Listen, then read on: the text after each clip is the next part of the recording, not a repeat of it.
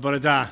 Bore da iawn i chi y bore yma ar Sul yr atgyfodiad. I fod gyda'n gilydd, i gasglu ynghyd a gweld yn gilydd, ond mwy hyfryd bod ni'n cael atgyfodiad yr arglwydd Iesu Grist.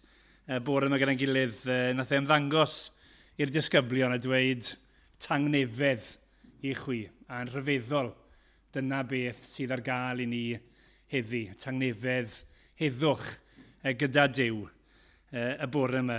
Mae Emyr yn arwen ni yn yr oedfa.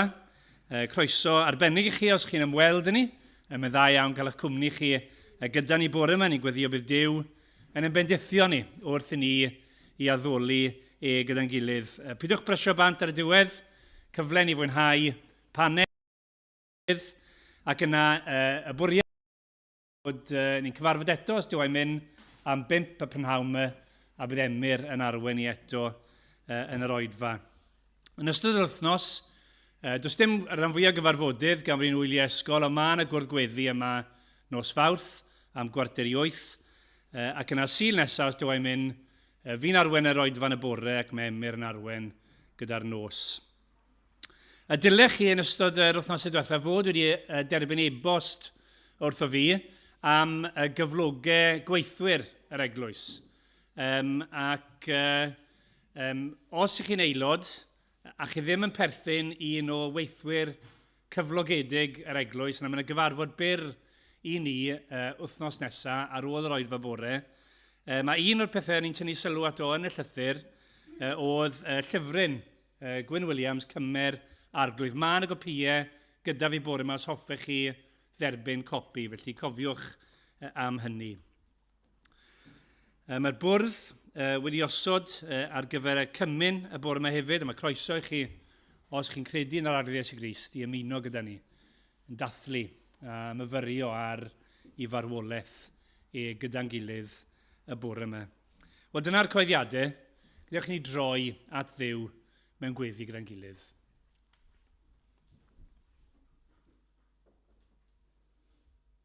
O arglwydd, ni'n ymwybodol bod ni'n gwneud y peth mwyaf posib nawr wrth ddod ger dy fron di.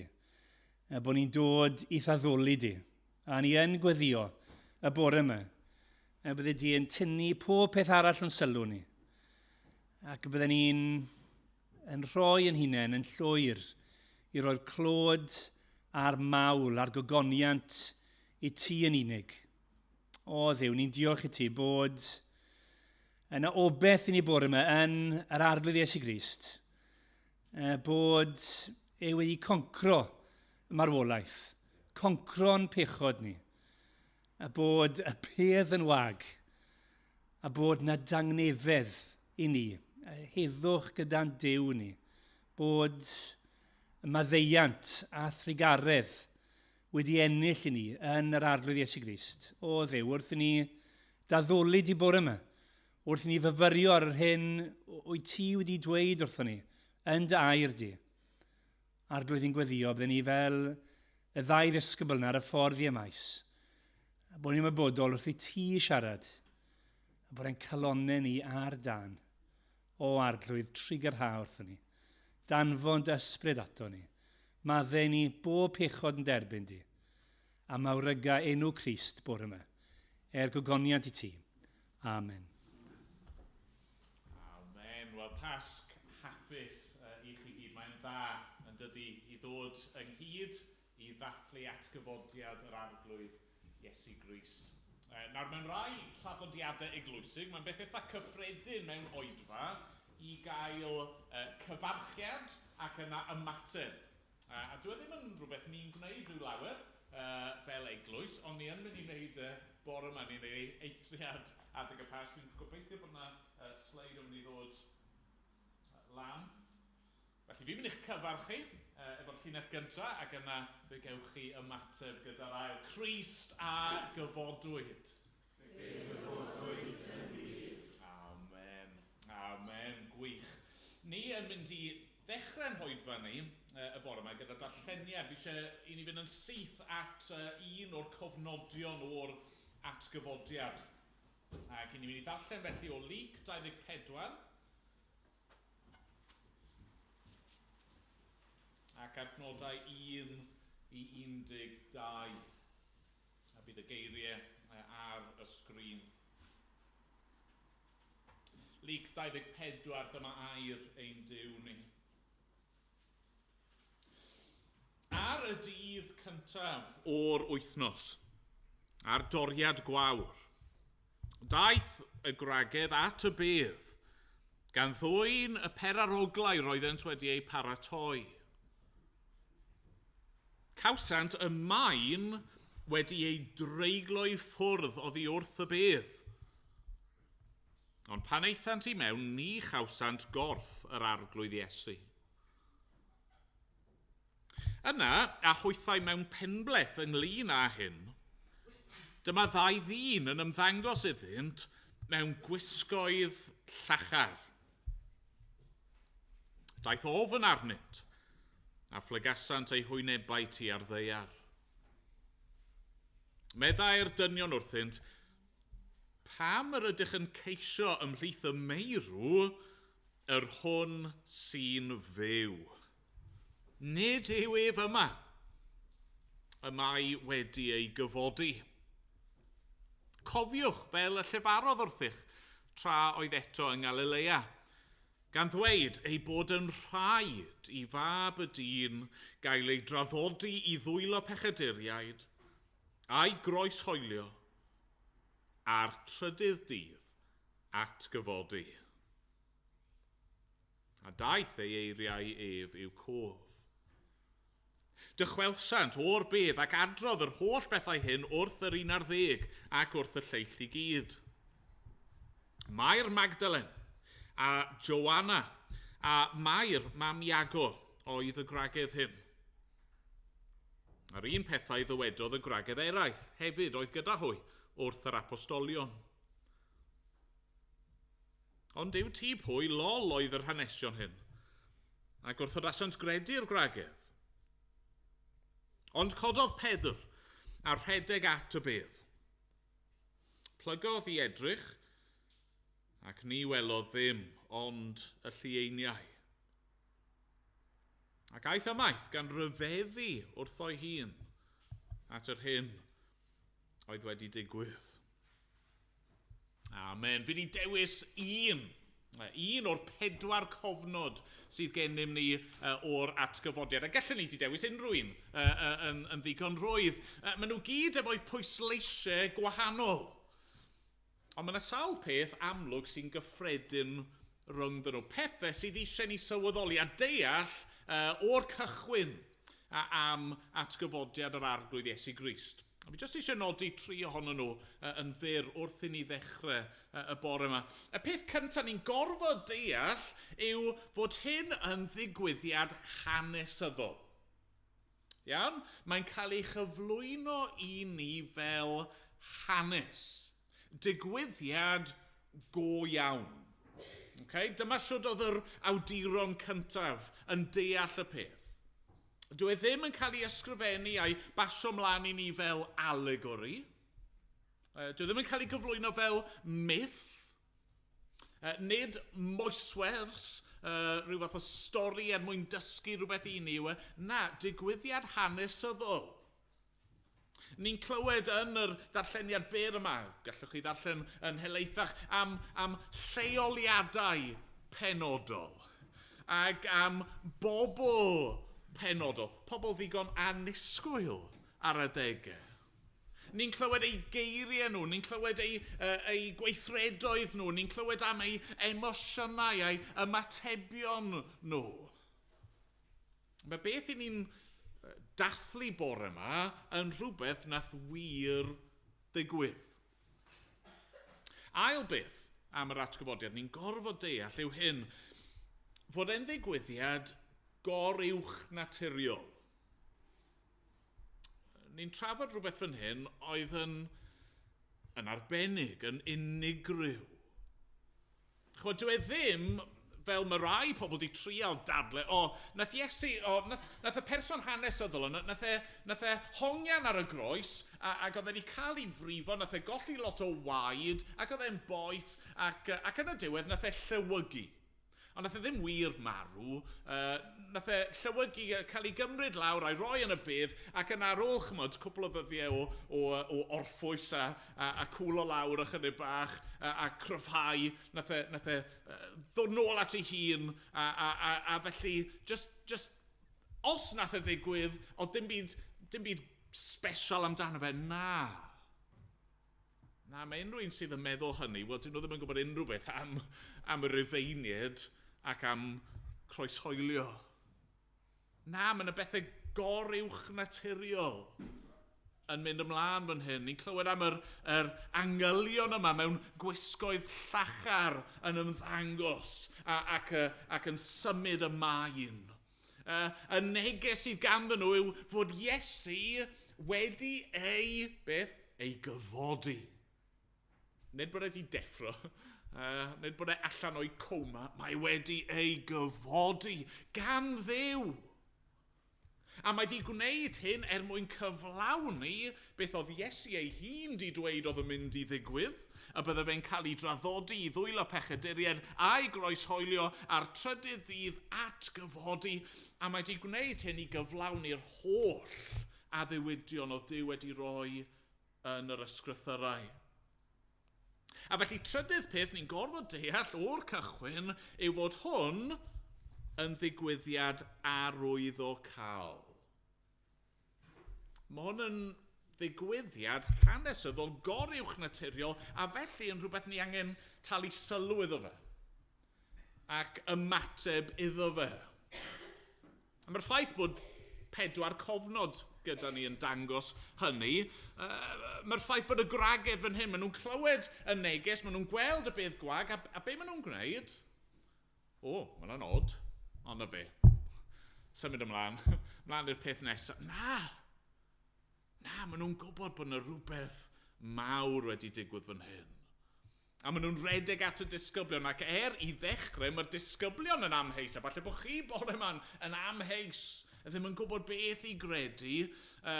Mae Pedr yn mynd at y bedd, mae'n mynd i ymchwilio.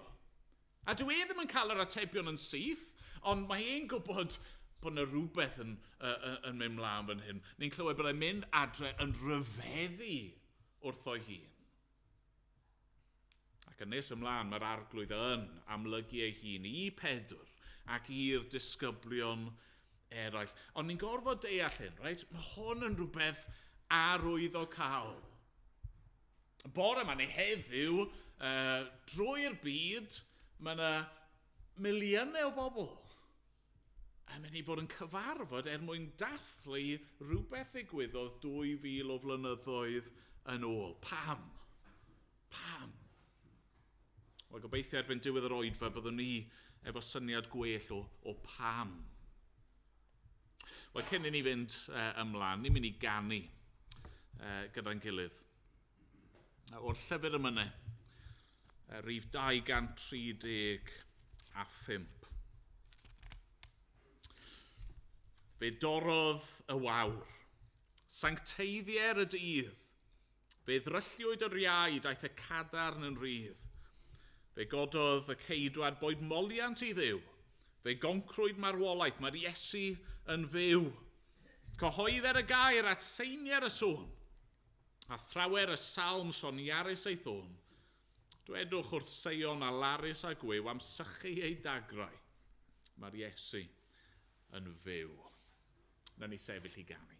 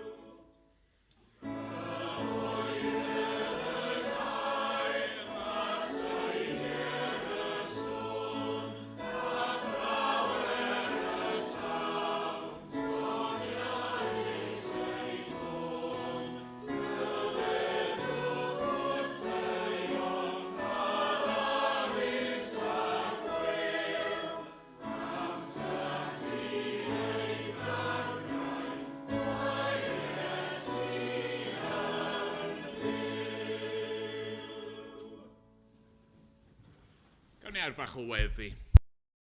Diolch i ti am yr hyn ni wedi ddarllen yn barod a'r hyn ni wedi glywed yn barod. Fod yr arglwydd Iesu yn fyw, fod person go iawn yna, person o gig a gwaed, wedi marw. Ei gorff wedi cael ei dorri, a'i waed wedi cael ei dywallt, ei fywyd wedi ei roi yn aberth drosto ni.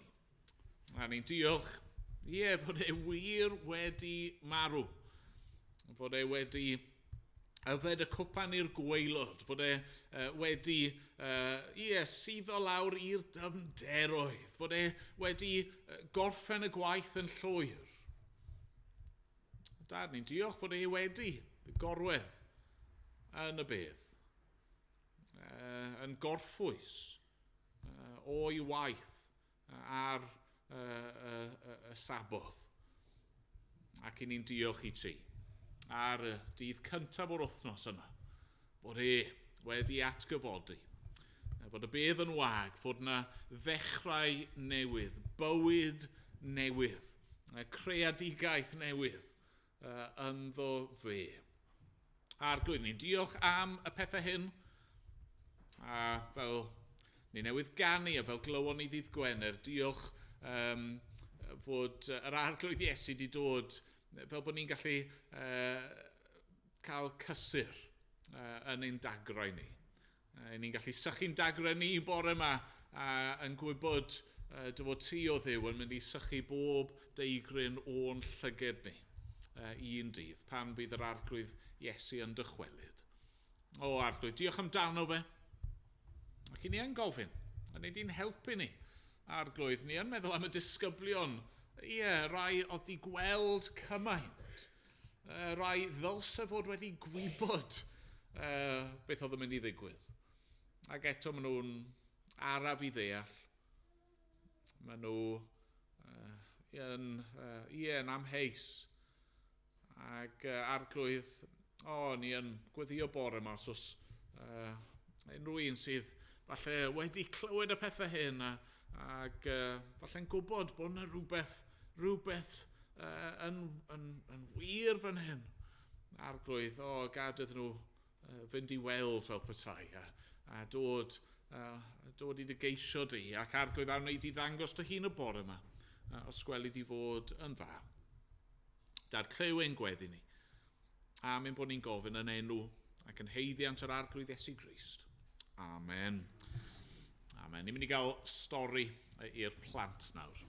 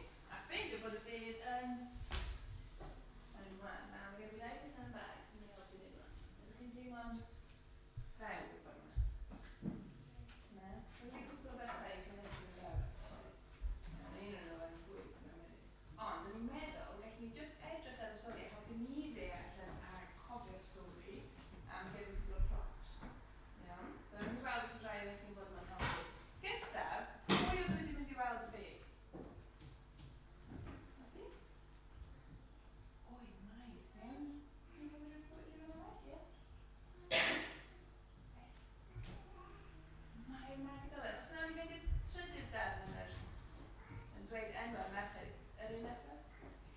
Gwragedd... Edrych, yn dweud yna, Mair Magdalen a Joanna a Mair Mam Iago oedd gwragedd yna. So mae 3 dynes o'i ffrindiau Iesu wedi mynd i'r byd. Achos amser yna, oedd na draddodiad o fynd i'r byd ac oedden nhw'n mynd a os o'n i'n mynd nôl, sori, diolch mawr i chi meddwl. Ac eto, maen nhw'n mynd a peraroglau o'r oedd wedi paratoi. Reit, os rhywun eisiau cynrychioli'r merched yna i fi, rwan, rhywun fod yn dod i sefyll yn hynny i cynrychiasu? Ti eisiau gwisgo masg o un o'r merched? Ie? Oce, iawn. A wedyn mae gyda ni bach o peraroglau. So ti'n dod, a mae'n dod i'r byd. Lle maen nhw'n neud y byd fel yma? Lle maen nhw'n neud y byd? Fan hyn? Ie? Oce, so... Wel, mae cynnig ochr yma, fel dwi'n neud. So, Elsie, bydde ti'n dod draw fan hyn. Oce? Os rhywun eisiau bod yn yr ail yma, gyda Elsie? Neu mynd yma gyda Elsie? Rhywun eisiau? Na? Mae'n iawn, bydd rhaid fi gael rhai... Oce, so, beth sy'n digwydd wedyn? Maen nhw'n mynd at y byd gyda peraroglau wedi paratoi. A maen nhw wedi cyrraedd y byd, a be maen nhw'n ffeindio? Os rhaid i chi gallu darllen? Yn adl 2, be maen nhw'n ffeindio? Caws center, maen wedi dreiglo i ffwrdd. Beth mae hynny'n golygu?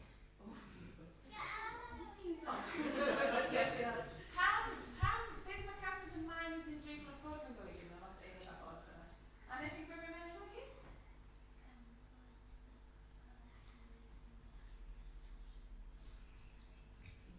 Yn negesur o'na garreg mawr, ac oedd e wedi agor, oedd e ddim fod yr agor, ond oedd e wedi cael ei symud. A pan oedd nhw'n mynd mewn, ti'n bydd e? Be ti'n fynd yna? Dim byd wedi sgref ac yn Na iawn, no. Dim byd. A wedyn ysdi defnyddio sgref yna. Dim byd. A wedyn dyma nhw'n dod allan. Edrych yn dweud, roedden nhw mewn pembleth. So beth sy'n meddwl bod yna teimlo? Roedden nhw mewn pembleth. Teimlo'n... Ie, dyn nhw'n cyrraedd hwnna. Mewn pembleth. Beth ydy wedi digwydd? Be mae'n golygu mewn pembleth? Sioc! Ie, confused. Beth sy'n digwydd? Aros. Sut ydych chi'n meddwl oedd nhw'n teimlo? Elsie, sut ydych meddwl oedd chi yn teimlo cyn cyrraedd y byd? Ie, trist. Ie, oedd nhw wedi bod yn dilyn Iesu am lot o flynyddoedd, wel, 2 blynedd, ac oedd nhw'n meddwl bod Iesu yn yr iechyd nhw, oedd nhw'n meddwl bod Iesu'n fab Duw, wedyn oedd Iesu wedi marw. Dyna'n teimlo trist iawn, a nawr, dydy Iesu ddim yn y byd, beth sy'n digwydd? Nawr, dwi angen i'n meddwl, os ydyn nhw'n meddwl. Os ydyn nhw'n Na? O, mae Anna eisiau bod yna. Diolch. So mae gen i Angel. Mae 2 Angel. Nawr, yr un nesaf, please. O, naci, sori. No. A dyma 2 ddyn yn ymddangos iddynt mewn gwisgo'r llachar. So mae ydyn nhw. Oedd gen i... Myers oedd yn confused. A wedyn oedd yr angen wedi dod. Dwi'n gwybod yna. Ac oedd nhw'n dod yn ddangos mewn gwisgo'r llachar yr un nesaf, a maen nhw'n dweud pethau arbennig. Nawr, sut chi'n meddwl oedd y gwragedd yn teimlo rwan? Elsie, sut ti'n meddwl ti'n teimlo rwan? Na. Mae'n meddwl yn nwylio. Ie! Edrych beth mae'r gair yn dweud fan'na. Ofn arnynt. Diolch Elsie, pardon me. Daeth ofn arnynt a phlygasant i'w wynebau ti a ddeall. Diolch Elsie. O, Anna, ti'n gallu dweud y geiriau, actually. Nawr, beth mae'r dynon yn dweud wrthyn nhw? Ti'n gallu darllen Rheina?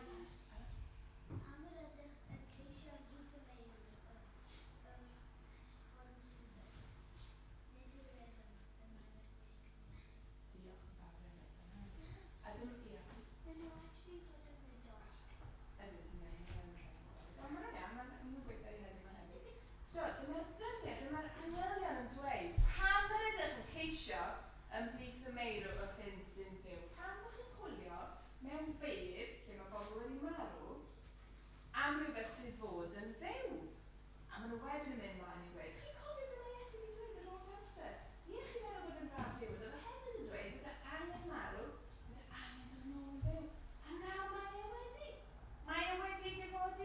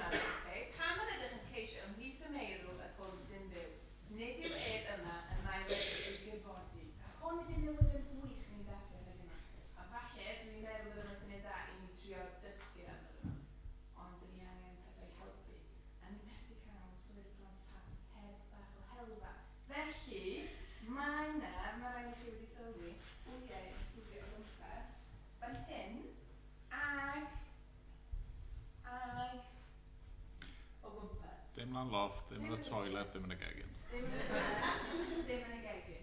Okay, so os chi'n ffind y rai, ac os chi'n falle na'n i gael bach o help hefyd, rhywun eisiau helpu? Rhywun eisiau helpu? Na? Okay, iawn. Okay, cool. Iawn, 1-3-8, a dwi angen i ddod hefyd. Os chi'n ffind y rai. Dewch yn ôl ar ein Caerdydd.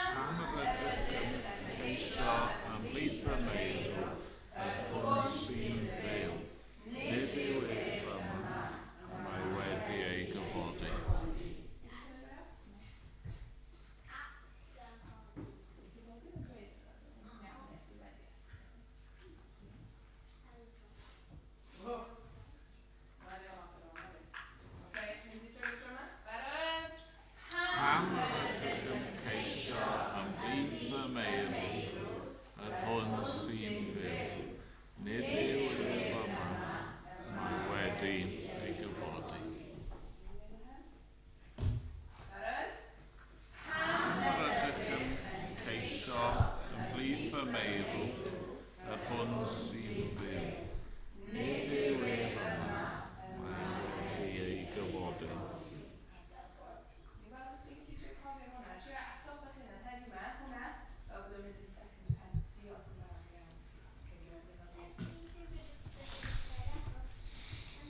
Gwych, diolch. Ni'n mynd i ganu eto efo'n gilydd.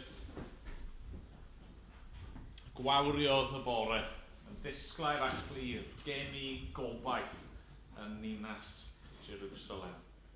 Ac ymlaen, nhw'n i sefyll i ganu dyn gilydd.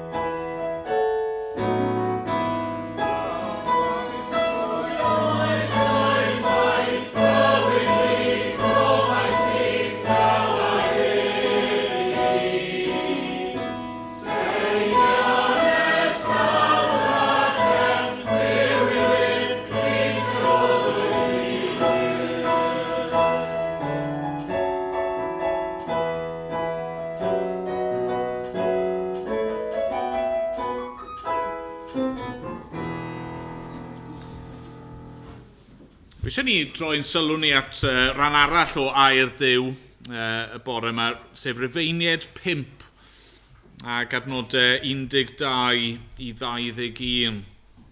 Rhan o lythyr yr Apostol Paul at yr eglwys yn Rhufain.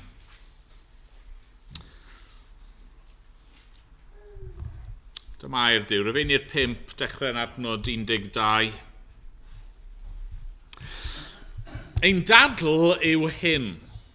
Daeth pechod i'r byd trwy un dyn, a thrwy bechod farwolaeth. Ac yn y modd hwn ymledodd marwolaeth i'r ddynolryw i gyd, yn gymaint ac i bawb bechu. Mae'n wir fod pechod yn y byd cyn bod y gyfraith ond yn niffig cyfraith nid yw pechod yn cael ei gyfrif. Hynny teyrnasodd marwolaeth o adda hyd Moses, hyd yn oed ar y rhai oedd heb bechu ar batrwm trosedd adda. Mae adda yn rhaglun o'r dyn oedd i ddod. Ond nid yw'r weithred sy'n drosedd yn cyfateb yn hollol i'r weithred sy'n ras. Mae'n wir i drosedd yr un ddwyn y llawer i farwolaeth, ond gymaint mwy sydd ar yr ochr arall. Helaethrwydd gras Duw a'i rodd raslon i'r llawer o'r un dyn Iesu Grist. Ac ni ellir cymharu canlyniad pechod un dyn a chanlyniad rodd Duw. Ar y naill law yn dilyn ar un weithred o drosedd y mae dedfryd gyfreithiol sy'n collbarnu. Ar y llaw arall yn dilyn ar droseddau lawer y mae gweithred o ras sy'n dyfarnu yn gyfiawn. Mae'n wir i farwolaeth trwy drosedd yr un deyrnasu trwy'r un hwnnw. Ond gymaint mwy sydd ar yr ochr arall. Pobl sy'n derbyn helaethrwydd gras Duw a'i gyfiawnder yn rodd, yn cael byw a theyrnasu trwy un dyn, Iesu Grist. Dyma'r gymhariaeth gan hynny.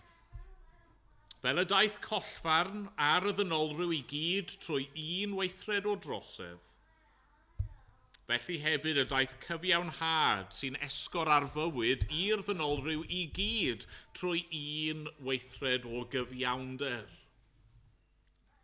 Fel y gwneithbwyd y llawer yn bechaduriaid trwy anifyddod un dyn, felly hefyd y gwneir y llawer yn gyfiawn trwy ufuddod un dyn. Ond daeth y gyfraith i mewn mwyn i drosedd amlhau. Ond lle'r amlhaodd pechod, daeth gorlif helaethach o ras. Ac felly fel y teyrnasodd pechod trwy farwolaeth, y mae gras i deyrnasu trwy gyfiawnder, gan ddwyn bywyd tragwyddol trwy Iesu Grist, ein harglwydd. Amen. Amen. Beth yw ystyr hyn i gyd? Beth sydd gan y Pasg i wneud gyda chi a fi? Falle fod yna rhywun am y bore yma, chi ddim cweit yn siŵr. Falle bod chi wedi bod yn meddwl eich hun, wel, fi yn hoffi yr Easter egg hunt. Fi'n hoffi'r siocled. Fi'n hoffi'r hot cross buns. Fi'n hoffi, os chi'n lwcus, falle cinio rost cig oen. Fi'n hoffi yn sicr cael gwyl y banc wedyn. Ond am y gweddill chi ddim cweit yn siŵr. Pam? Pam yr e'n bwysig? Pa wahaniaeth mae'n neud? A gweud y gwir, mae lot o beth i ni wedi bod yn clywed y bore yma, chi'n meddwl, dim diolch, fi'n mynd i wrthod e. Ond be mae'r atgyfodiad yn dangos i ni yw fod hynny ddim yn opsiwn. Hynny yw chi methu gwrthod delio neu gwrthod ymateb i'r Pasg. Mae'r Pasg yn effeithio arnoch chi. Os ych chi'n hoffi hynny a'i peidio, does dim dewis.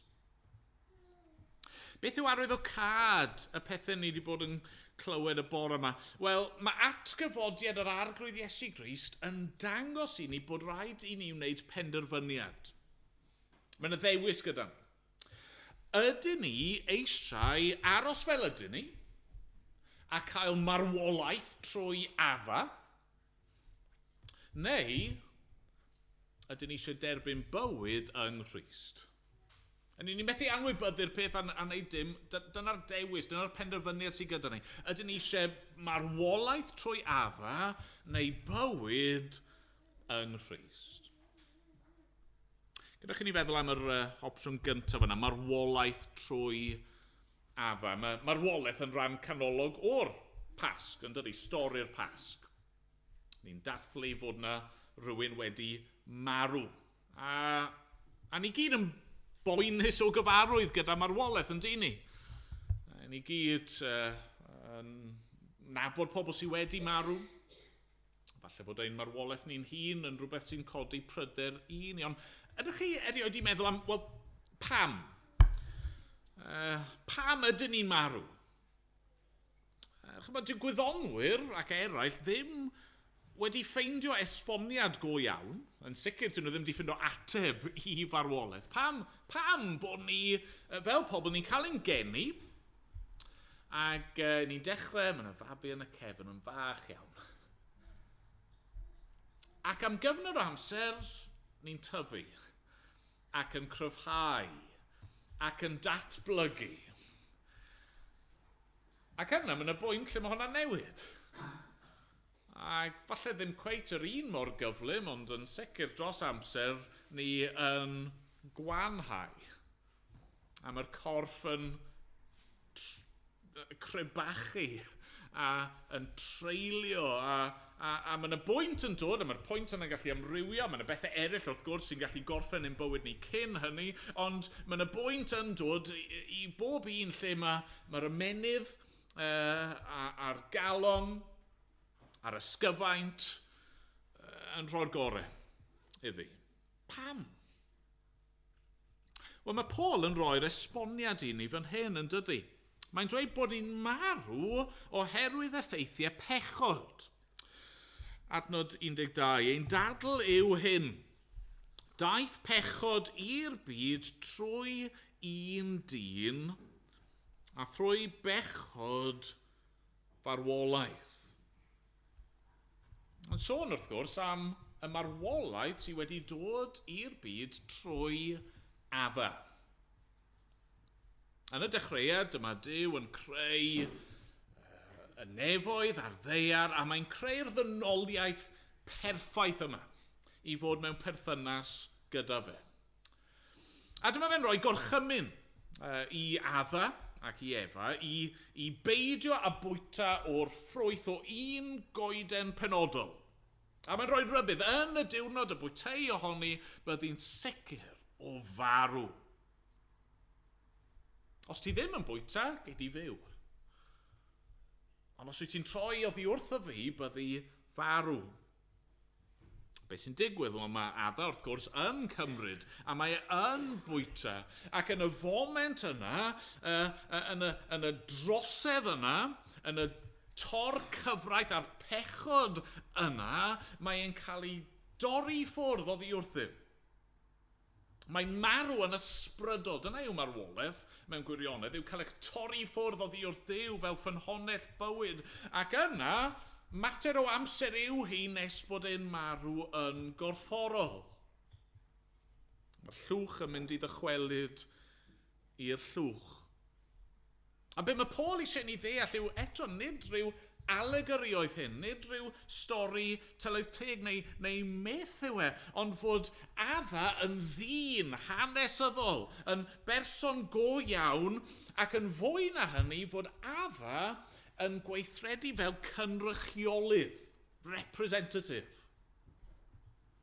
Pan mae adda yn pechu, mae'n union fel petai gweddill y ddynoliaeth o ddi ddilyn. Hynny yw, chi a fi wedi pechu hefyd. Mae'n rhai wythnosau, mae yna etholiad yn mynd i fod. Mae rhai yma'n efo lot o ddiddordeb mewn gwleidyddiaeth. Mae yna bleidleisio am pwy sy'n mynd i'n cynrychioli ni yn y Senedd. Ac unwaith mae'r bobl yna yn ei rôl, bydd y penderfyniadau maen nhw'n gwneud yn cael ei gwneud ar ein rhan ni. A fi'n siŵr yn yr wythnosau nesaf yma, yn sicr ar ôl yr etholiad, bydd yna lot o drafod, wel, dyw'r person yna ddim yn cynrychioli fi. Nid nhw o'n i eisiau, nid nhw nes i bleidleisio drostyn nhw. Bydd ddim yn ei gwahaniaeth, na.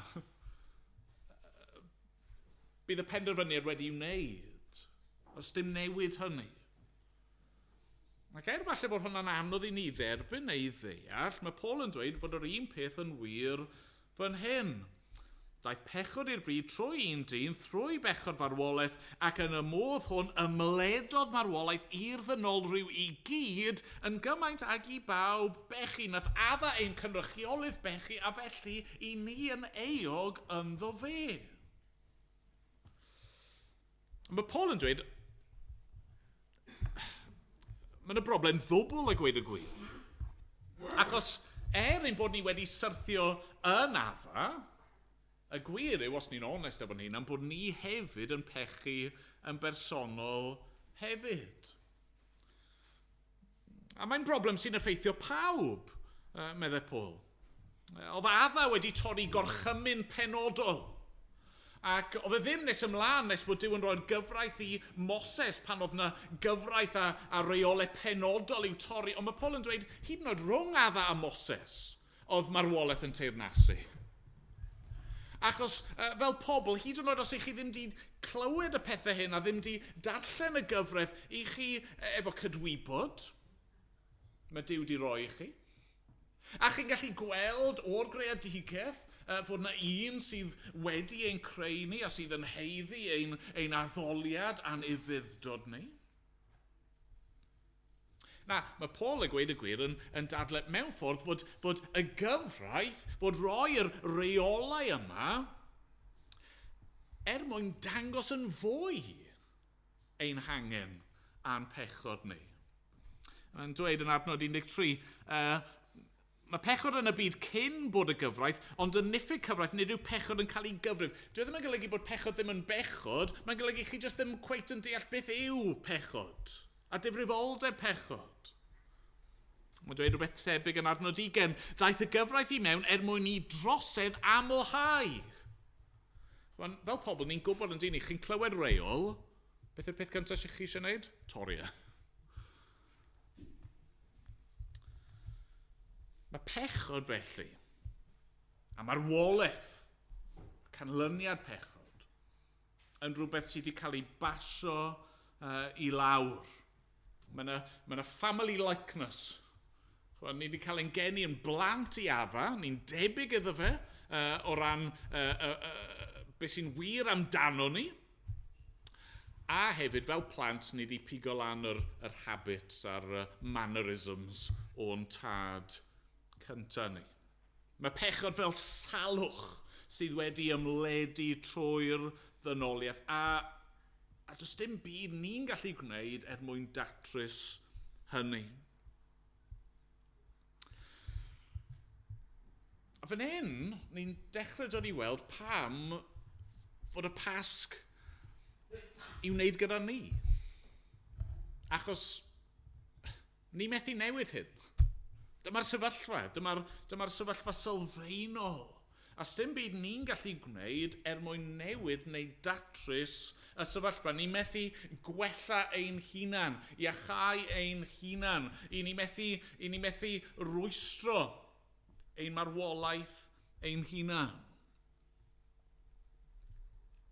Ond be mae Paul eisiau i ni ddeall fan hyn yw pan chi wedi sylweddoli y broblem a'r ffordd mae pechod a marwolaeth wedi dod i fewn i'r byd, mae hynny yn helpu ni weld a deall yr ateb. Sef be mae Crist wedi wneud drosto ni. Ni wedi cael clywed am marwolaeth trwy adda, ond nawr mae Paul eisiau ni weld fod yna fywyd yng Nghrist. Mae Paul yn dechrau y syniad yma'n adnod 12, ond mae'n fel petai'n cwblhau y syniad yn adnod 18 ac 19. Gwrandewch ar hyn. Dyma'r gymhariaeth gan hynny.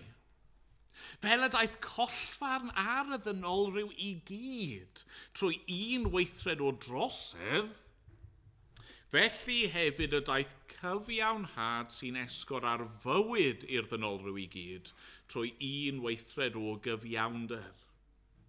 Fel y gwneithbwyd y llawer yn bechaduriaid trwy anufuddod un dyn, felly hefyd gwneir y llawer yn gyfiawn trwy ufuddod un dyn. Be mae Paul yn dadlu yw fod yna debygrwydd rhwng be nath adda a be mae Crist yn awr wedi wneud. A beth yw'r tebygrwydd? Wel, yr hyn mae un wedi ei gyflawni ar ran y llawer wedi dod am arwolaeth. Ond yn awr, mae un weithred o gyfiawnder ac ufuddod yn gallu dod â bywyd. Mae Paul mewn ffordd fan hyn wrth sôn am un weithred, mae'n crynhoi, yn condenso holl fywyd a gwaith yr arglwydd Iesu Grist mewn i un pwynt, sef y Pasg, ynddo fe? Mae'n cynnwys popeth o'r foment pan adawodd y mab ei orsedd nefol a dod adeg yn Nadolig a cymryd cnawd a trwy ei blentyndod a'i arddegau'r 33 mlynedd yna ar y ddaear, nes iddo fe hongian ar groes. A marw, cael ei osod mewn bedd, ac ar y trydydd dydd atgyfodi. Dyna'r un weithred. A trwy'r cwbl, oedd Iesu yn hollol gyfiawn ac ifydd. Roedd e yn weithredol yn ei ufuddod. Nath e wastad gwneud yr hyn oedd yn iawn. Oedd e wastad wedi gwrando ar y tad. Wastad wedi cyflawni'r gyfraith.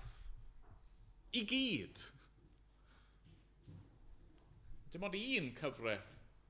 Un reol oedd gan adda, a nath e dorri hwnnw. Ond trwy ei fywyd, fe nath Crist cyflawni y gyfraith i gyd. Nath e ddim dweud na meddwl na gwneud unrhyw beth yn anghywir. A nath e ddim esgeiluso, nath e ddim peidio gwneud yr hyn oedd e fod i'w wneud. Nath e wastad caru Duw, caru cymydog, hyd yn oed caru ei elynion e. Felly oedd ei ufuddod yn un gweithredol, oedd e hefyd yn ufuddod goddefol. Hynny yw, fe nath e ddewis diodde. Bod dim rhaid iddo fe. Oedd e ddim yn heiddi'r hyn ddigwyddodd iddo fe. Ond fe ddath e'r byd fel plentyn gwan. A fe nath e fyw bywyd o dylodia. Fe nath e sychedu a newynu a galaru ac fel glywon ni di Gwener. Fe nath e wylo.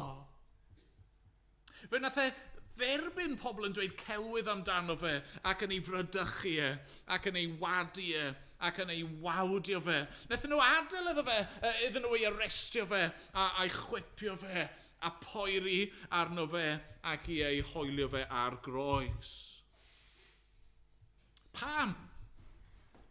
Wel, oherwydd trwy yr un weithred yna o gyfiawnder ac ufuddod, oedd e yn rhoi ei hun yn ein lle ni ac yn cymryd melltith adda arno fe ei hun. Na, mae'n drawiadol, mae Paul yn dweud fod yna debygrwydd rhwng y ddau, ond mae yna hefyd pethau sydd ddim yn debyg, mae yna wahaniaeth. A'r gwahaniaeth yw hyn. Oedd yr hyn nath Crist ei wneud cymaint yn fwy na be wnaeth adda. Yn credu be mae Paul yn dweud yw hyn, oedd colli paradwys di digwydd mewn moment. Mor rwydd mewn ffordd. Oedd ennill bywyd wedi costio. Fe nath e gymryd ymdrech. Fe nath e gymryd chwys a gwaed. Un pechod gan adda. Ond ar y groes, Crist yn talu pechodau ei holl bobl trwy hanes. Os allai roi darlun gwirion ni, falle cyfleu hyn. Ti'ch chi ddychmygu rhywun, maen nhw yn yfed diod wedyn ni rhywbeth fel gwyn coch, ond diod sydd yn steinio, diod lliwgar. A mae'r person yn yfed i diod, a maen nhw'n colli tymer nhw dros rhywbeth. A maen nhw'n taflu'r gwydr nhw. A beth sy'n digwydd wrth gwrs, mae'r gwydr yn chwalu, yn ddeilchion. Chi wedi gweld gwydr yn smasho, mae'r darnau jyst yn hedfan, yn dyn nhw bobman. A'r ddio dros y waliau a'r carped. Mae taflu'r gwydr yn gymharol rwydd, yn dydy. Mae creu y broblem yn gallu digwydd just fel yna.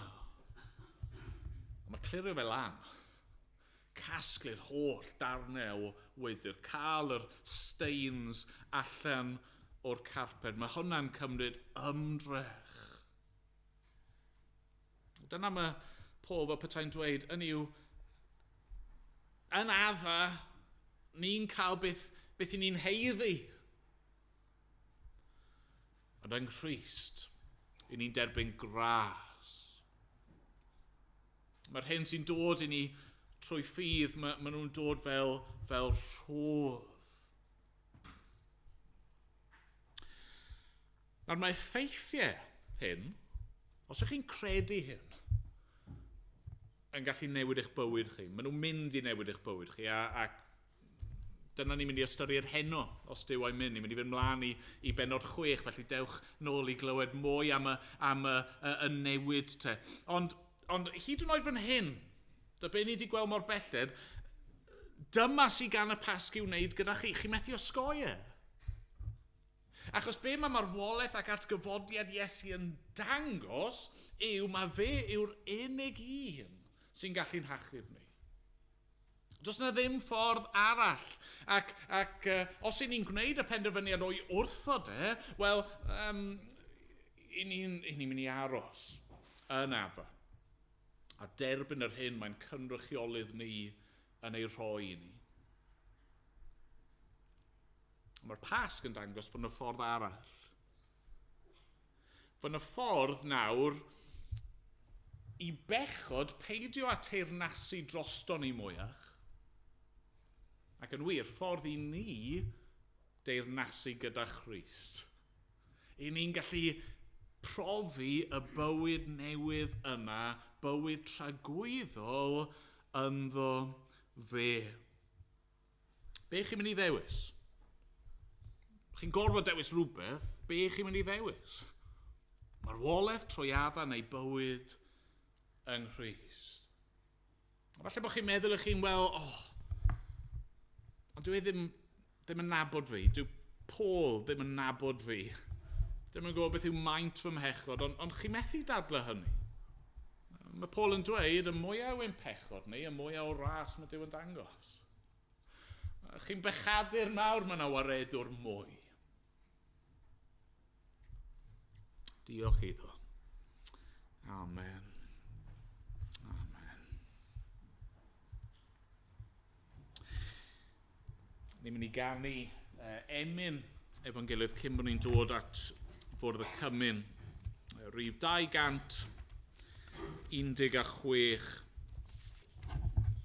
Ganodd rhai ohono ni hwn ar ein gwyliau capel ni yr wythnos hon. Mae'n crynhoi ychydig o'r pethau ni wedi gweld fan hyn. Yn Eden, cofiaf hynny byth. Bendithion gollais, rif y glwyth, syrthiodd fy nghoron wyw. Ond buddugoliaeth Calfari, enillodd hon yn ôl i mi ganaf tra fwyf byw. Ac ymlaen, o'n i sefyll i ganu.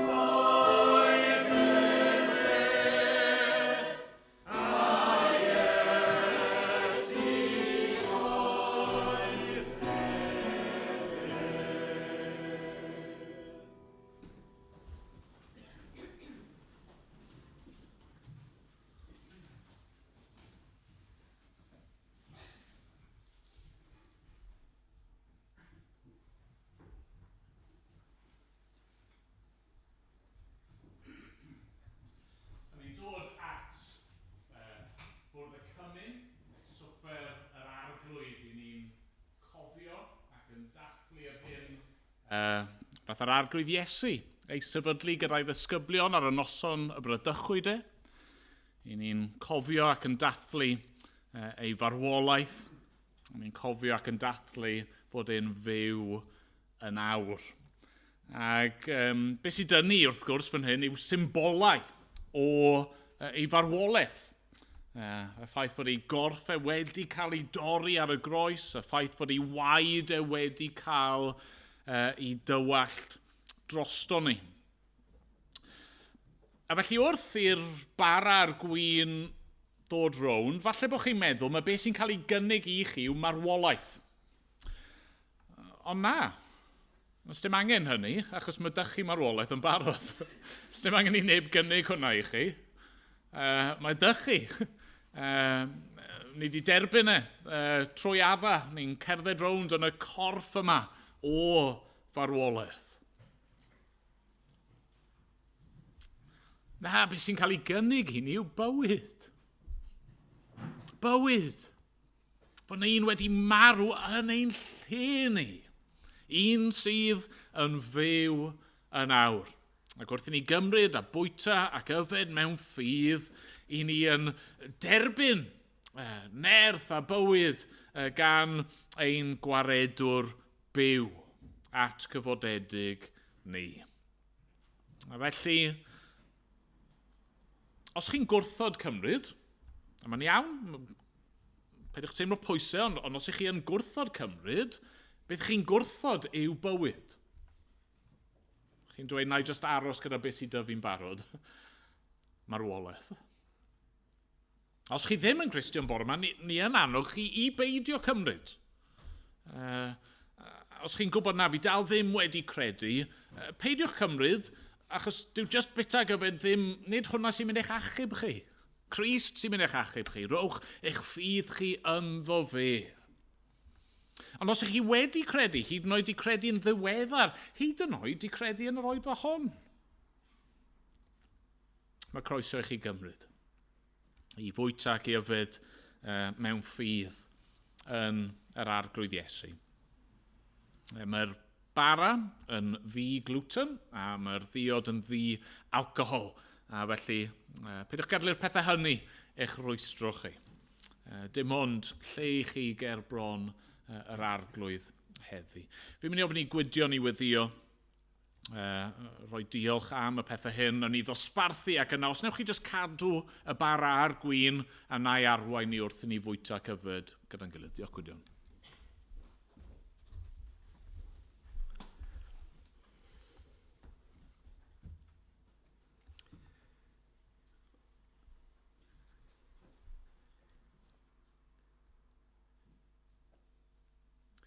Oedd yw'n tad i ni ddim yn gwybod yn iawn lle i ddechrau, i ddiolch i ti am ein gwaredwr Iesu Grist. O arglwydd, ni'n diolch iddo fe ddod i'r byd yma, iddo fe fodloni ac iddo fe ddarostwng ei hunan, i ddod i'r byd yn gwybod beth oedd ei flaen e. I ni'n diolch fod e wedi cadw bob rhan o'r gyfraith yn berffaith. I ni'n diolch fod e wedi dygaru di yn llwyr, bod e wedi caru ei gymydog a'i elynion. Ac o arglwydd, ni yn diolch bod e wedi mynd i'r groes fel dyn perffaith. A'i fod ei aberth e'n ddigonol. O arglwydd, ni'n diolch i ti am yr arglwydd Iesu Grist. Ac i ni'n cydnabod o arglwydd, i ni yn ei gariau. Ond o am ras i'w gariau yn fwy. A ni'n gweddio bydd hynny yn digwydd bore yma wrth ni gymryd y bara a'r gwyn, y bydd na ryw bydd yr ysbryd glân yn ein bywhau ni, yn dangos i ni fwy a fwy ohono fe. I ni diolch arglwydd bod Iesu Grist wedi marw unwaith ac am byth. Ac ni'n diolch bod ni byth gorfod gwynebu y marwolaeth bu i Grist i ddioddef. Bod e wedi gorfod marw yn cymryd pechodau yr holl bobl nes di ddewis iddo fe. O arglwydd, ni'n diolch i ti am Iesu Grist. Ac ni'n diolch fod ni'n cael ein atgoffa bore yma, bod e wedi atgyfodi yn fuddugoliaethus, bod y tad yn gweiddi bodlon yn yr iawn, ac i ni yn dweud diolch byth am yr arglwydd Iesu Grist. Gan ni'n gweddio nawr felly o Dduw y byddwn ni'n cael rhyw olwg fwy ohono fe, y bydd na rhyw lawenydd newydd yn dod yn calonnau ni ac yn meddyliau ni heddiw. Ac o arglwydd ni yn dymuno hefyd, y bydd Crist yn cael ei ddyrchafu trwy achub eneidiau colledig. Ni'n gweddio wrth ni gymryd y bara, wrth ni gymryd y gwyn, y byddwn ni yn ystyried o ddifri, gymaint a gostiodd ein gwaredwr. I'r rheina sydd heb gredu, y byddwn nhw'n cymryd yr amser yma i ddod ato fe a phrofi y llawenydd mae e'n cynnig. Go arglwydd ni'n diolch wrth ni gymryd, bod ni'n cymryd hyd nes y daw. Y byddwn ni ryw ddwrnod yn ei weld yn gweld ein gwaredwr, wyneb yn wyneb ac yn debyg iddo. O arglwydd gna ni fwy tebyg iddo fe o ddydd i ddydd. Derbyn ein clod, derbyn ein diolch, derbyn ein mawl ni yn dad, mab ac ysbryd glân. Cyn ni'n gofyn ar y tydrig ar rhai wrthon ni am fod ni'n gofyn popeth yng Nghrist Iesu, yn ei enw hyfryd e. Amen.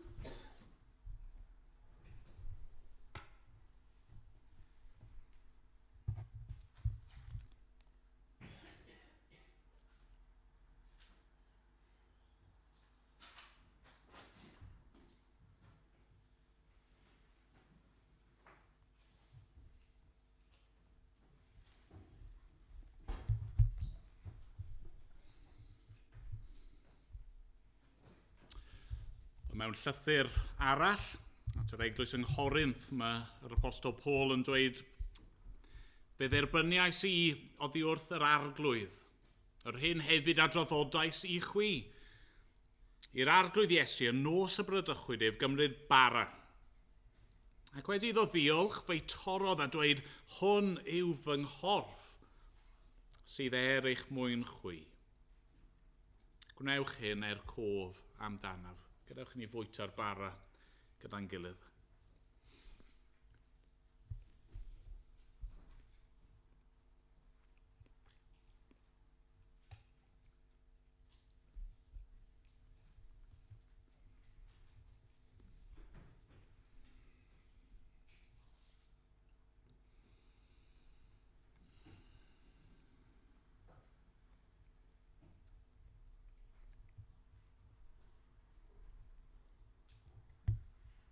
Yr un modd hefyd fe gymerodd y cwpan ar ôl swper, gan ddweud y cwpan hwn yw'r cyfamod newydd yn fy ngwaed i.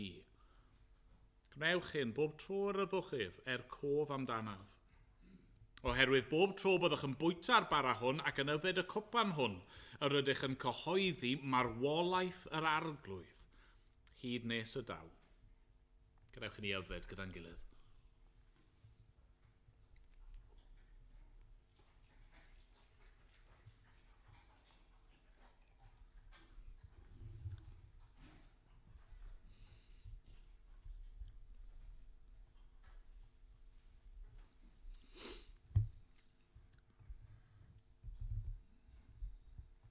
O arglwydd yn Duw, i ni'n diolch i ti. Unwaith eto bod ni'n gallu dod ynghyd y bore yma fel hyn, a arglwydd yn bobl i ti.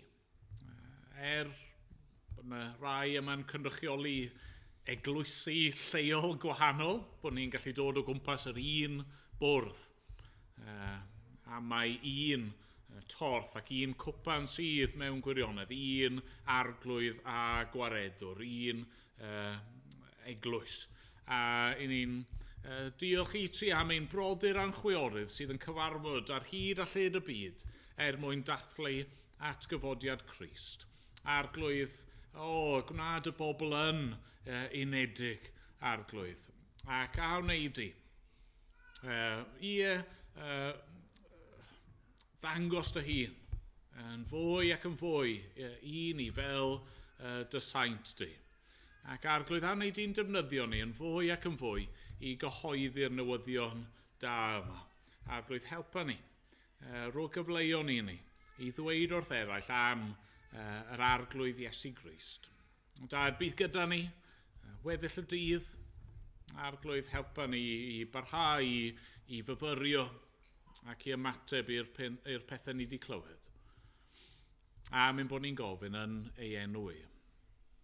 Amen. Amen. Wrth i ni orffen ein hoedfa ni, ni'n mynd i ganu o'r atodiad.